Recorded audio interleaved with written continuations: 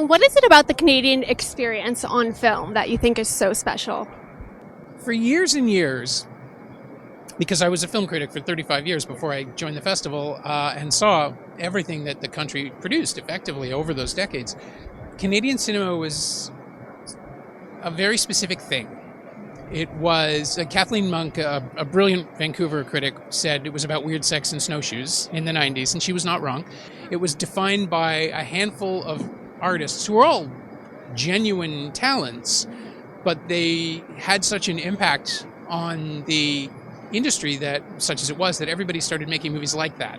And so now we're seeing this explosion of new voices. There's been a generational shift already. I mean, it's been 30 years, but we've seen the rise of sort of commercially minded cinema out of Quebec and breakouts like Denis Villeneuve and Jean-Marc Vallée, who made it out into the world beyond French Canadian cinema to direct these American commercial productions, but still have a very specific sensibility.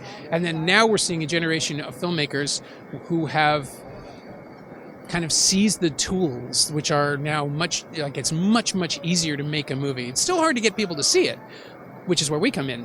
But it is really easier to make a feature film, and a feature film that looks and sounds like a movie. And the Telefilm Talent to Watch program has allowed people who haven't had the chance to do that before, racialized, marginalized, economically disadvantaged, all sorts of people are getting the chance to tell their stories through films and direct movies, whereas previously they might have worked on film, but they haven't had the chance to pick up the camera and make the movie themselves.